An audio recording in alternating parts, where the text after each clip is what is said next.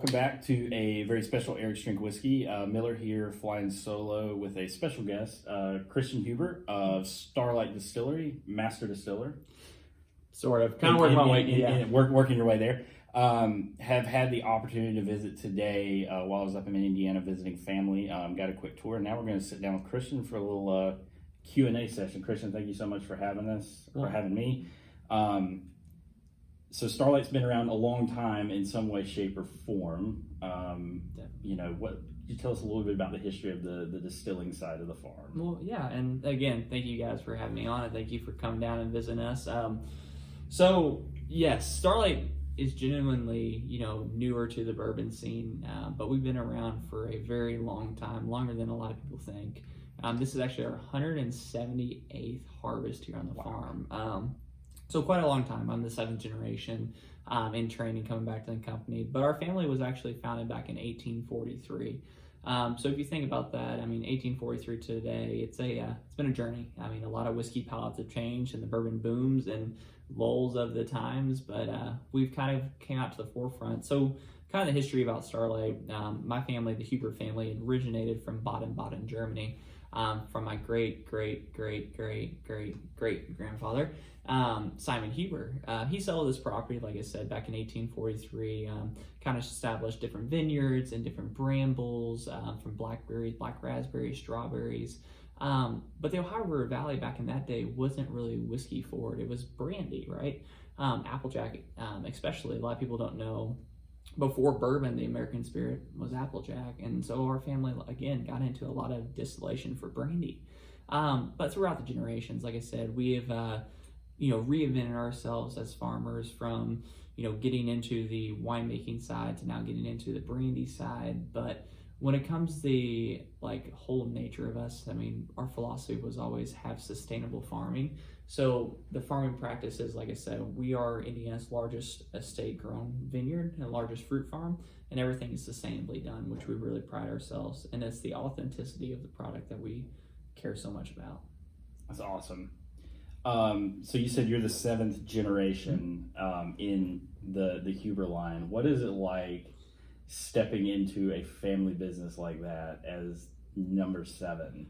There's a lot of pressure. There's no doubt. The cool thing with my family and our journey, both my brother and myself, we had the rare opportunity to kind of travel and reinvent our own style of whiskey.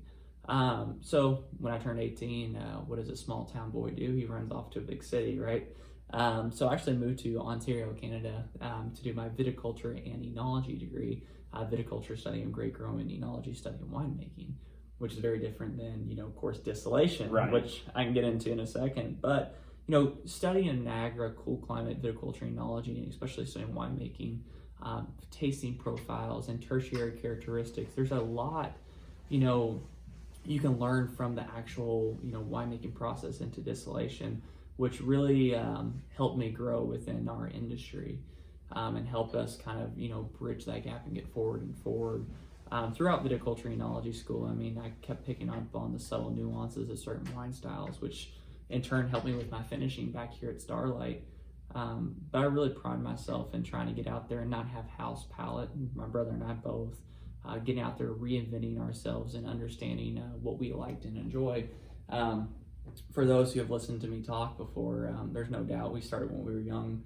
I started when we were 12, 13 years old, tasting whiskeys with my father, Dave Pickerel, Wes Henderson. Spitting it out, of course. Yeah, of course. Yeah. But, since we were young, we started tasting these things, and, we all preference something different, right? Yeah. There's, as the 7th generation, you have to, add a new spin onto a classic family history without, stepping over of what your fathers and grandfathers and grandmothers did before you. And for us, like I said, our dad pushed us to, better ourselves, to get new ideas. And I actually from Ontario and Niagara-on-the-Lake, I moved to, of course, southern Italy. I worked for the Cantina Palio family in Lecce, and again, studying winemaking. That's awesome. And again, southern Italy, very, very different flavor profile, different experience. Right. From there, like I said, I moved out to Napa Valley, worked for Domaine Chandon and Cape Red Cellars. I love both those two places. Two very excellent women winemakers in the industry, great palates. Nothing against the male palate, but females subjectively have better palates than men.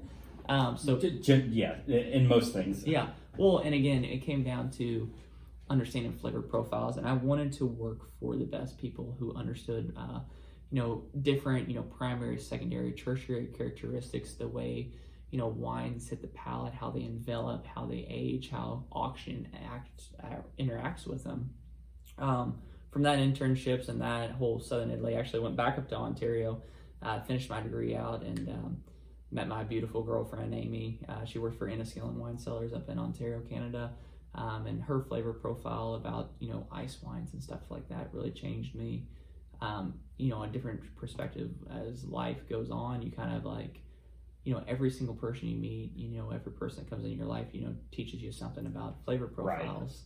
Right. But coming back here to Starlight, from then, like I said, went back out to California, worked for Joseph Phelps, the second vintage in 2017. Worked under Ashley, great, again, another solid woman winemaker who does really good flavor kinetics and has a hell of a barrel program. But I took my winemaking background into the distillation industry after that. And again, I do a lot of winemaking under the Huber wine label, but when it comes to, blending wise, I had a winemaking palate, and same with my brother, in a whiskey driven world. And, not a lot of the big houses had that, which was very unique. One of my other, really inspirational and almost mentor-wise, like the Carters. I mean, Carter Wine Cellar, Napa Valley, and then now putting out Old Carter label. Mm-hmm. Talking with these guys about how, the winemaking palette fits into, distillation. We build a lot of different flavor kinetics, what we shoot for. And, in turn, in the winemaking industry, we focus a lot more under those terroir, that philosophy of where it's grown at, how's it distilled, how's it milled, and again, going into a lot larger barrel portfolios. In the wine industry, you use multiple coopers, different fours, different subsets to, elevate that wine to a certain point. And, I came back home and did it for our program, and, we got it up to 7 different cooperages that I have different profiles with, which is crazy to think about. That's amazing. I know personally, like, the more whiskey I drink and the more I kind of develop my palate, when I go to something like my other passion is craft beer. Mm-hmm. Like when I go to craft beer, then I'm like, wow, I taste so many more things than I tasted before. I guess it's very similar with, having developed that very sensitive palate to wine and then mm-hmm. coming back to whiskey. You're reaching beyond the traditional vanilla caramel and those notes to find what's in there, like you do with the wine, I'm sure. Oh, and that's 100% like true. Within like winemaking, there's a lot of subtle nuances and tertiary characteristics that come into play, right? That you don't hear a lot of distilleries talk about in general, at least as I was growing up, and I think more and more people are starting to do that. But yeah, you're right. I mean, these winemakings and beer same way, and distillation definitely has the same thing to play, but looking at how different weights of whiskey, char 4s, char 1s, how the tertiary, the floral, sweet aromatics, and the body and the depth and the feel, and all that plays into what a really good whiskey is about. But the philosophy of blending, we're going to take this tier 4 warehouse, whatever it might be, take this, blend it, and that's going to be my label's philosophy, wasn't what we had in mind. It wasn't our goal just to make a blended whiskey. Starlight, we never, wanted to be on every grocery shelf. We didn't want to be on everybody's retail space. We wanted to focus under our family and our farm. So you're a winemaker or vintner by trade and education. Yes. But you make whiskey. Hmm?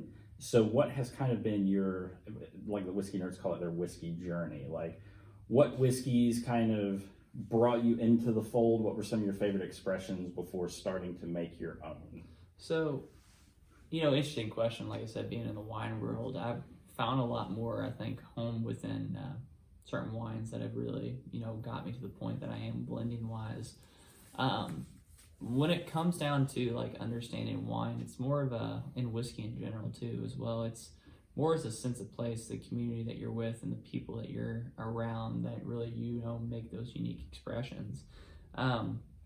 So when it comes down to it, I mean, I remember trying the very early on, Whistle Pigs with Dave before they ever had a name with Whistle. Oh, wow. So I mean, chasing those NGPs with, Dave and Dad, and growing up with those ADI competition. I mean, I was trying the original Bowmans that they ever put out, and when it comes down to truly saying which whiskeys really changed my life. I mean, I collected Sarah's Old Scout barrels, right? I had Willets. I mean, on the vice versa, it was Old Wild Turkey.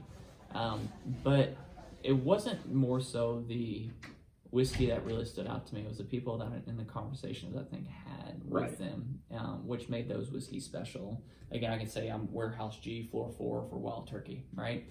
Great whiskey out of that tier, and I know I like it, but why is that so special? It could be that I had those conversations with the early on Stillhouse building with Grandpa that made that whiskey special. Now that I idolize that flavor profile, Right. So when it comes to the whiskey journey wise, I mean, even in university wise, I was for a little bit, at a point in my life that I was chasing labels a lot. Like most of us. Yeah. And again, there's nothing wrong with chasing labels. I mean, everyone wants to have an M10, wants to have purple top Willets and whatnot. And again, I love and awesome products. But for me, it was really about, the story behind a lot of these whiskeys that go out, and craft whiskey in general too. I mean, there's a lot of, whiskey that's, getting there, that's kind of coming around. But a lot of those, really memorable moments in my life with whiskey and the people is just hear them talk about their whiskey. Right. Hearing them describe why they made the choice they would.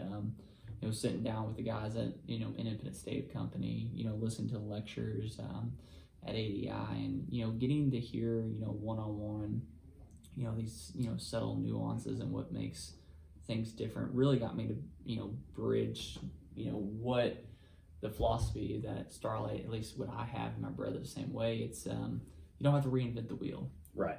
With craft whiskey, a lot of people try to do that. And there's nothing wrong with that. You got to push the bound. But for us, I mean, we're traditional. You're cranking out good classic flavors and and with our own spin on it, without going too far off the deep end with different things. Again, there's no lie that we're probably really, really geeky into the scientific terroir of not only yeast, distillation, barrel choice, and finishing, but classical whiskey styles that people can relate to. We make a very desserty style bourbon, but going back to the original question, I mean, it's those moments, talking to Dad and talking to Grandpa and Dave, and when those original, when ADI was starting with those craft distilleries who were just coming up back in that day, I remember with OKI, in the competition, a lot of those old NGPs that were just, starting to hit the market when, NGP wasn't talked about, right, or vice versa, when sourcing was very, really not known. And, all those conversations ended up to be, I think, where I have with my palate, all those wine nights, the traveling, the dinners, the friends that, kept pushing it in those moments that, you try to capture within every single bottle. That's awesome. So as a distiller here at Starlight, what does a typical day look like for you, if there is such a thing? They vary crazily and drastically, and that's the fun part about it. We work 7 days a week. Yeah. And there's no lie that working 7 days a week, you have to keep it something new and fresh. And last day, I mean, this is what, April 22nd, 3rd, yeah, whatever it is. My days are all mixed up. The last day I took off from the still house was New Year's Day. Okay. I mean, it's been 7 days a week since then, and not because I have to. It's just because I want to be here. But you're, I've seen we've walked around and done a tour. You're facilitating barrel picks. You're, coming up with quick tasting notes. You're dealing with people like me who, want a minute of your time. So that's it's never boring, is it? No, and that's the fun thing. I mean, there's some days I wake up and it's just, you're in the cooker, you're bottling single barrels, you're rating lots. Some days like new rice coming out. There's some days I'm in the vineyard pruning. There's other days that I'm, doing this, like our conversations. So it's something new every single day. But honest to God, if you ask my brother, my dad, and myself, none of us feel like it's a job. It's a fun, it's an art, and it's a passion. I don't know that I mean, obviously it's hard work. It's hot work if you've got, the mash kettle going and stuff like that. But I don't know that I could get tired of making whiskey and selling whiskey. Well, the unique thing about us, you're right, and we have so many differences within our whiskey that I'd be a liar to say all of our experiments work, but it's for us to figure out what happens and subjectively rate these unique things and these programs for us. Yeah. But every day something new, and every moment, and we're deciding of what Starlight is going to be in 8-10 years from now, and that's crazy to think about. And that's, I think, the challenge of a lot of distillers is you gotta, if you're planning on an aged product, you're not planning for a year from now. You're planning for a decade from now. And right now, I have my Amy, my girlfriend. I mean, when it comes down to it, 10 years from now, my kids could be, not right. getting into, but it's number 8. Yeah, and that's just such, that's why distillation's, very unique. I'm setting up the foundations for that generations right. ago, and I want to give them opportunity. That's why we're sustainably farmed as well. It's just like, so you can keep it going. Yeah, keep the tradition going. I mean, we're a family business, and we want to stay family, and we want the authenticity of the family to grow. I mean, we've had opportunities to pitch it off to different, larger conglomerates, but when it comes down to us, I mean, we're all about the farm, the family, the history, the authenticity of the product, and that's really what I think people gravitate to with our product. I know it has to be a quality product at a whole, but there's a lot of quality products out there. I mean, right. Yeah, you're jumping into, especially now, and I think what a lot of people would consider like the golden age of bourbon in terms of like a market, like a very crowded field. But I think you've managed to set yourself apart. Well, and thank you for that, because at the end of the day, we're 20 minutes from downtown Louisville, Kentucky, as you know. I mean, we're 20 minutes parked in the heart of what bourbon country is, but we're on the wrong side of the river. Right. And, that actually made us, I think, play stronger in what we are. Again, for us to, truly have a successful brand on this side of the river and, making bourbon, we had to be, in our own space, in our own time without reinventing the wheel. So when it came down to it, I mean, we had to make that, floral, sweet, desserty almost style bourbon with the caramel wood sugars that we get out of our lignin and the degradational lignin and the vanilla gas and hemicellulose bonds that we get with our toasted oak, but the clean distillate in general. We had to compete. Why do people, they're coming in town in Louisville, they're going to go to Old Forester, they're going to Nectar's, going to Evan Williams, why come up to Starlight? And we had to, make that why and, really show what we are. And it's, I mean, you saw it today, it's all around us, and that's kind of what makes Starlight Starlight. It's awesome. Now, you mentioned your experiments. Mm-hmm. You guys have a lot of unique barrel finishes. Mm-hmm. Your normal lineup, you've got a port finish, a sherry finish. The sherry finish, by the way, is fantastic. But you've also come out with like a maple syrup barrel finished, a apple brandy finished rye. Mm-hmm.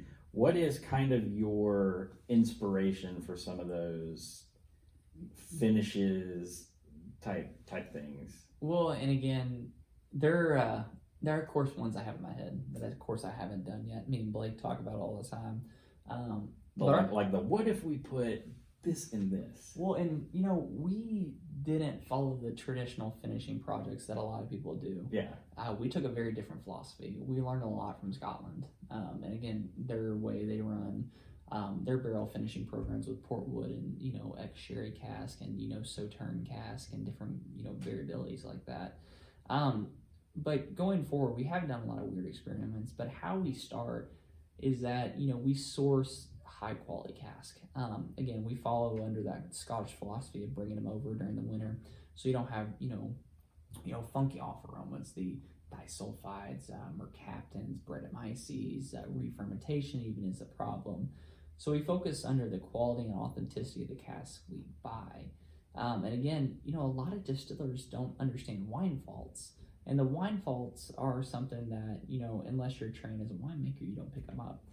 My importer, literally, and you can ask him, Rob, he said, I'm harder to work for than Pernod Ricard, Diageo, Constellation combined because I'm so picky. Again, I go down there right as every single truck opens up.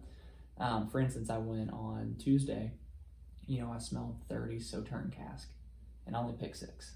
Out of that 30, I picked the top 6 that I enjoy and that I thought were unfaulted and the best representation of what Sauternes is. Because once you dump that wine, like funky things can happen in that barrel. Oh, and a shitty wine barrel equals shitty whiskey. Oh yeah, and you can't fix it. Again, there's so many times that you go over there and you smell sulfur barrels. You can't add sulfur to distilled products. Right. I mean, your whole thing is to get sulfur out of it. That's why you use a copper still. Well, and when it comes down to like the authenticity of the product too, it's like you want to make sure that genuine liquid is good in that cask.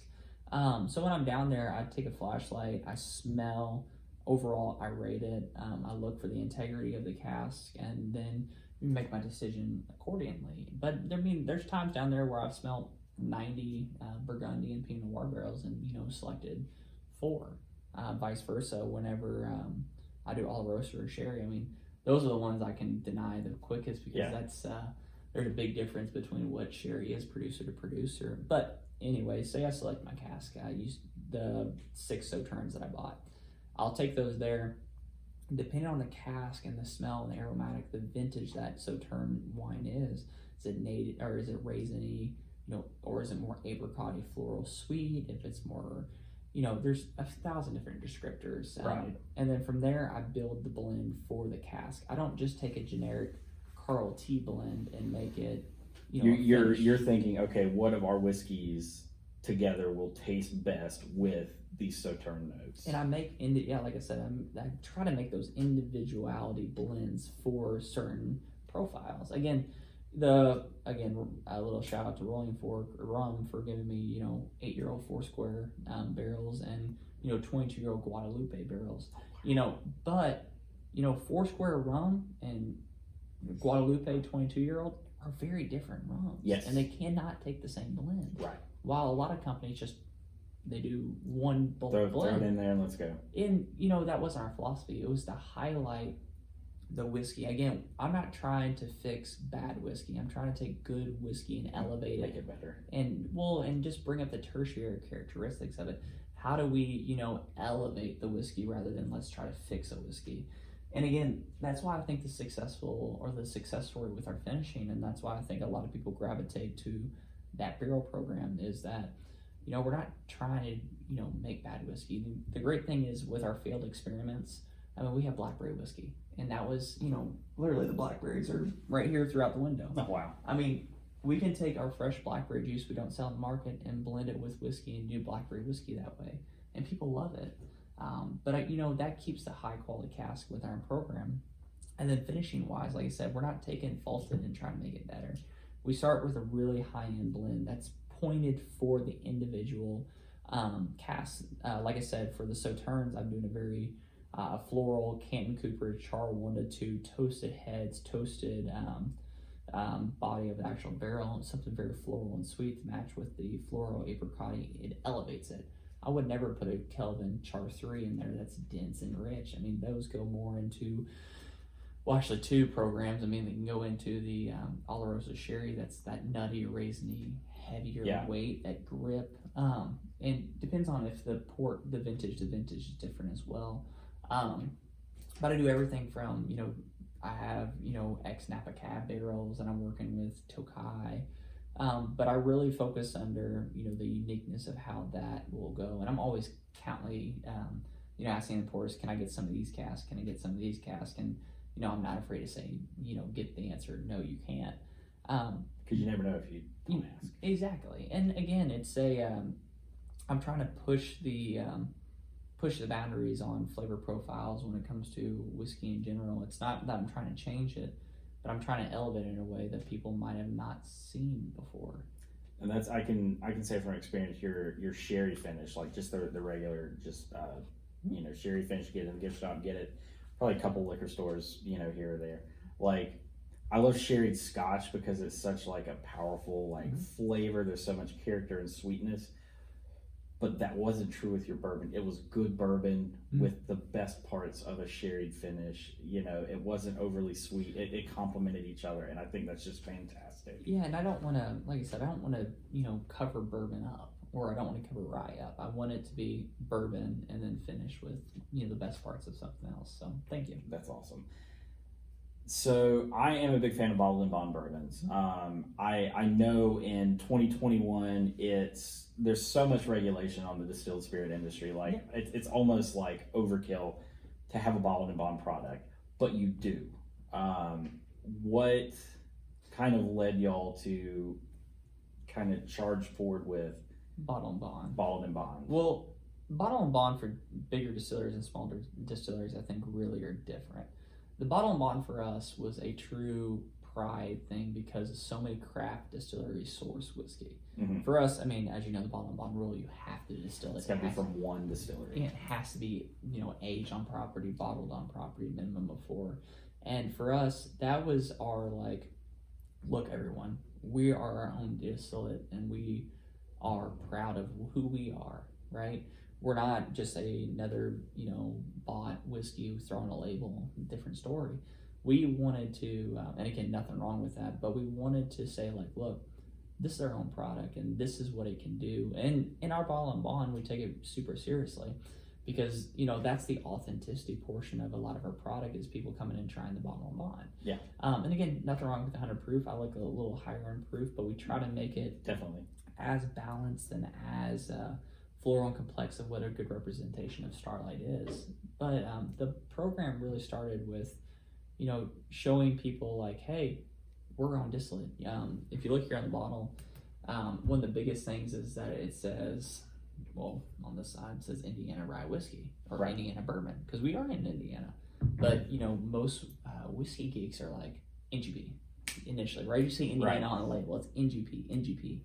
And we struggle with that. Early on in the still house, it was like, oh, you're Indiana, I don't want to taste you. Then NGP got hot, and it's like, we're not NGP. So we kind of had a double hit to it, but which is a shame. And I admit I'm guilty of it. I've made the comment on the show I've spent way too much money over the last couple of years to figure out what I like in a bourbon. It's like if a new distillery comes out and I see distilled in Frankfurt or distilled in Louisville or distilled in Indiana, I know what those taste like. I don't need those. Yeah. But I mean, I when you guys first came on the scene, we were talking off camera, I saw all the posts on all the whiskey groups. And I was like, Starlight. I know exactly where that is because I've been coming to Indiana for my entire life and knew of Huber's and Starlight and everything. And I did the research. I was like, oh shit, these guys have a bottled and bond. They're serious.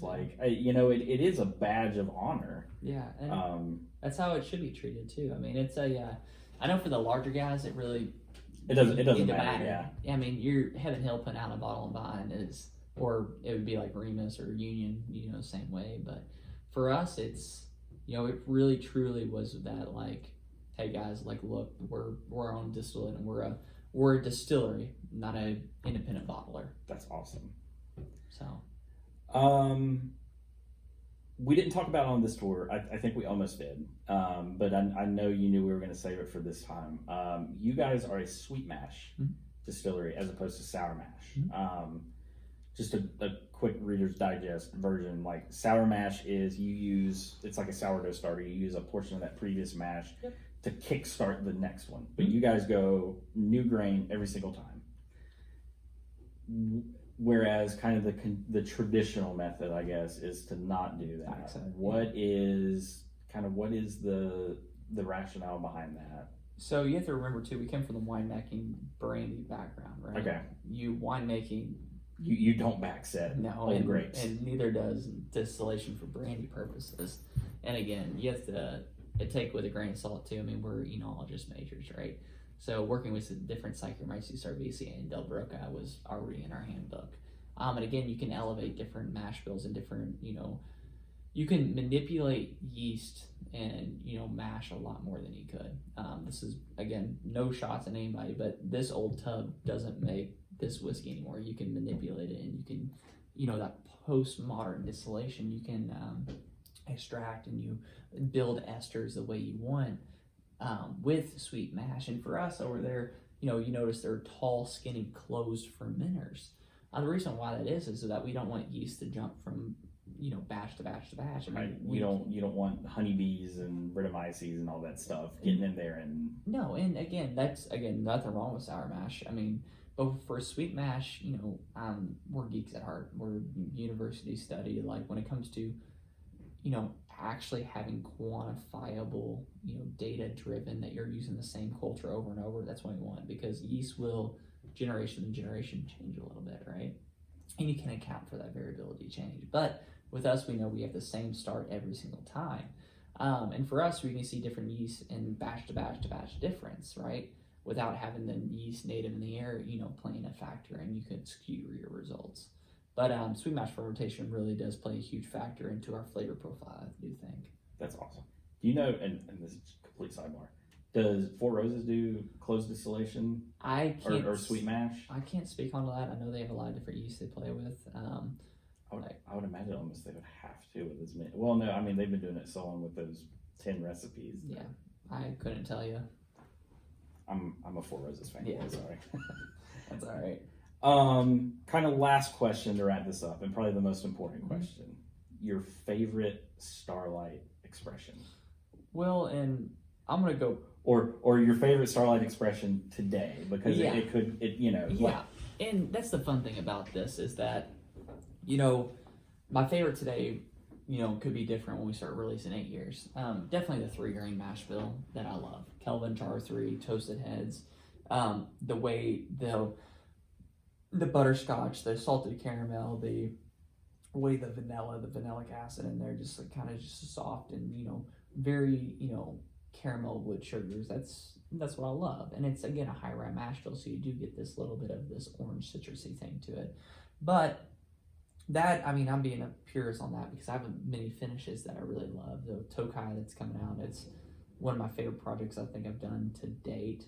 And vice versa, the honey finished rye, another great thing, another fun collaboration, honey off the farm, honey barrel, the barrels were off the farm, aged it for 4 months, dumped it, filled it back up with rye. I love that project. But yeah, the 3-grain right now, I would say, but again, as Starlight as a whole, as we're, putting more barrels back and as we're getting older and older, we said very early on, we're not going to just play with 4, 5, and 6 years old. Craft whiskey does not give you the right just to release 4-year to 5-year whiskey your entire life. And that's my opinion. Opinions are subjective. But, we want to play on a ball game with the big boys even though we're small.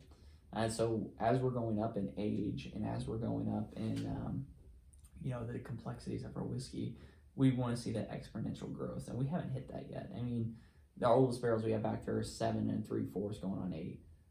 And so as we're going back, I mean, we're still seeing that exponential growth with our barrels. So we know we haven't peaked out yet either. So it's going to be crazy to taste our whiskey as it's going, 8, 9, 10, 11, definitely 12. So, kind of heading into that sweet spot of. and you saw our warehouses. I mean, we're 6 tiers. We're, understanding of our workhouses as well. East versus west, against the metal, in the heart of it. Tier 6, tier 1. We don't notice that. Do you like rotate it all, or okay? Oh yeah, we definitely rotate, but we're not seeing that much of a change over 4 years. But it really starts noticing, years 6, year 7. We're noticing it after those many heat cycles. And it gets. I mean, we're in southern Indiana, it's quote unquote the north for those of us from Florida, but it gets hot here in the summer. Really? The Ohio Valley just traps heat and humidity, it seems like. And we're in the same exact bowl of humidity as Frankfurt. Right. So I mean, we're still in the heart of that traditional 4. You get the cold ass winter, you get the hot summers. Yeah. It does what it needs to. Well, and that's why the Ohio River Valley historically was distillation. But we're understanding where things are going and where things are coming from, and it's super exciting. But generations to generation, I mean, it's all it's different, right? I mean, distilleries is not a quick, like a get rich quick thing. No. I mean, it's it's generation to generation. Maybe my kids will understand it a lot more than I do. I'm testing barrels, seeing extraction, seeing angel shares, seeing yields, and doing that. But it's only a 8-year rolling experiment. We still got a lot more to understand. Right. That's awesome. Yeah. So you have the So I threw out the bottle or the double oaked rye. So as you can tell from this label, this was actually aged in a brand. Well, first off, its initial aging was done with an ISC and Canton barrels. Okay. 90-10 mash bill, 90% rye, 10% malted barley. And again, that 10% malted barley gives it a lot of Malteserness that a lot of people don't get. But after its initial aging for 5, then it's dumped into a brand new toasted, charred to toasted head 3-year air dried Canton barrel. Nice. So if you smell it, I mean, you should get a lot of vanilla, a lot of that vanillin, a lot of vanilla, caramel, burnt wood sugars. Again. So this is for those of you watching. This is not a Kentucky rye. No, like there's not a drop of corn in this. Mm-mm. Very traditional, like I said, Indiana rye, and that's what I love about it. That fresh orange peel, that floralness. That's really what we want to capture. And with our double oak, we don't want to be drinking wood. That's why we use those toasted air dried wood, because toasting or leaving that air dried wood out in the yard leaches those tannins, so you're not concentrating tannins. Right. So while you're concentrating the vanillic acid. And I've experienced this. I had your double oak release from as like the December, January. It had the nice snowflakes on it. Yeah. And like it was fantastic. It wasn't like you weren't drinking straight smoke, you weren't drinking sawdust. It was absolutely perfect.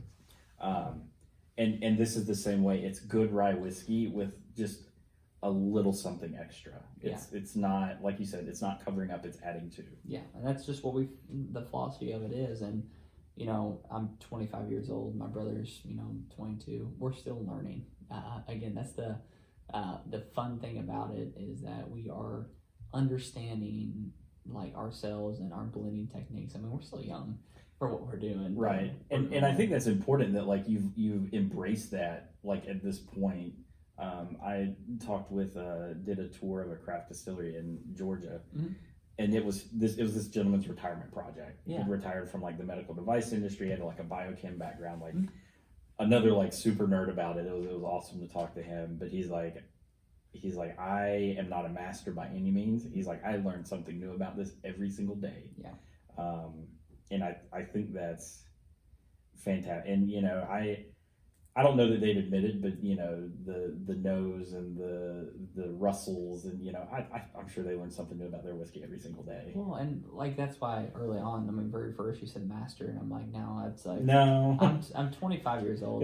It's on the business card, but no. Well, even though the marketing department likes to say our buyer master distiller C, T, or B, I mean, that's marketing at the end of the day. It's the you learn things about blending, you understand what you're doing, and as I get older, one of these days maybe, but until that day, until get a little bit more gray in there, and until, like I said, within the colleagues go, until other master distillers and stuff recognize it, like I'm a great person to talk to and understand, because I just ask questions constantly. But at this point, that's what I'm doing. I think I have an idea, but it changes. And that's with every person you talk to, probably. Yeah. Now this is your dad's pick. Yep. I see the T on there. Yep. If you were to pick this, how would the flavor profile be different? And probably was going to be a little bit more floral. Okay. Again, a lot of my initial stuff has a lot more floral and like spice to it. So it would probably been a little bit more, in the best way possible, zippy with a spice on palate. Okay. It would probably have a little bit more of that orange peel, but that baking spice to it. This is pretty floral and fruit driven, but yeah, I would have probably had a little bit more of that. Not as much as like the ones we tasted over in the Rick House. Yeah. So I mean, they just kind of vary. I think you and I could drink bourbon together. But Yeah. like that's a very, like, I love that high rye. Yeah. Like throw some fruit in there. I don't want it overly sweet. I don't want suntan lotion. No, I don't either. And that's the thing though. I like the baking spices. I Yeah. like getting that cinnamons. I like getting those.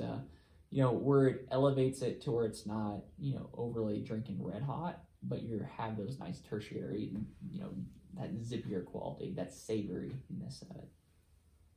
But that's fun. I mean, it's right now it's a huge competition between Dad, Blake, and I. Oh, I bet. That's awesome. So yeah. Christian, thank you so much for taking the time. It's been absolutely awesome. I've just been geeking out all day, getting to tour with you, getting to chat with you, picking your brain. I love your whiskey. I've not had one yet that I don't like. It's not crafty, and you folks out there that have had craft whiskeys know what I mean. It's not young, it's not youthful. Except in a good way when you want it that way. It's just very well put together, and we definitely appreciate you allowing us in and kind of showing us everything. For those of you out there watching, please like, share, subscribe, and follow. We really appreciate you sticking with us.